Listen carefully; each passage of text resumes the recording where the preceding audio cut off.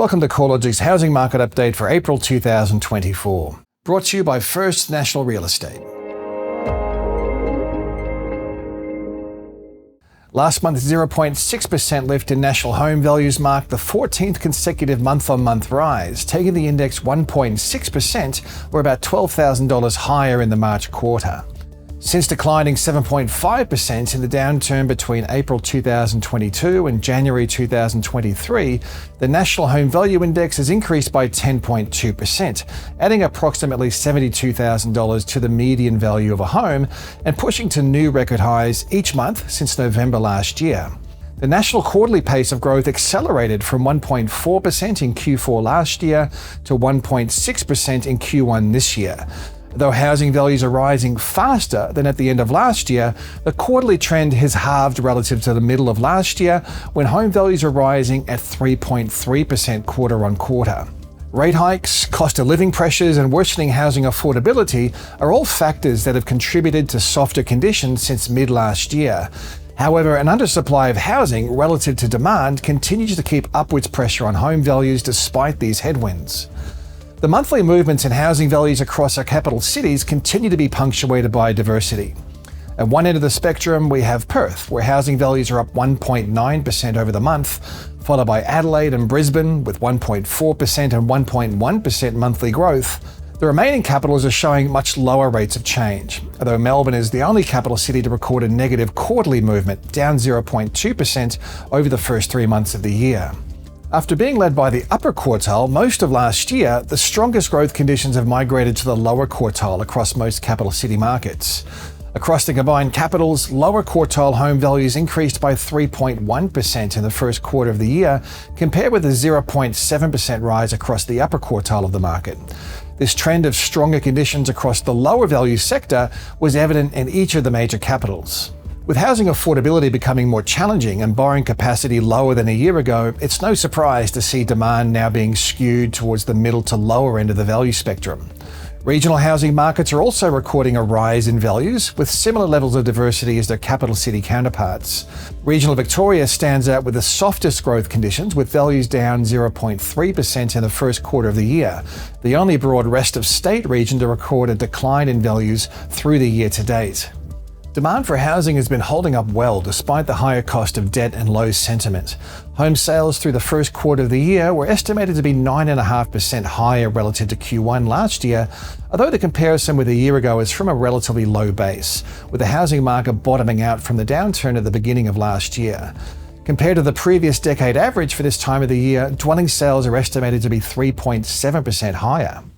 Adelaide home values were 1.4% higher in March, a step up from the 0.9% rise recorded in both January and February.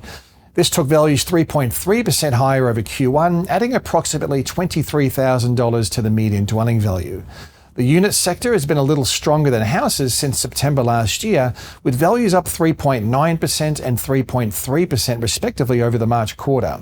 Growth has been strongest across mid-value units, up 4.8% over the quarter, followed by lower quartile house values, up 4.4%. In a demonstration of strong demand, sales activity was estimated to be 26% above the previous 5-year average through the March quarter. Overall, it looks as though housing markets are continuing to traverse the high interest rates and high cost of living environment better than most would have expected.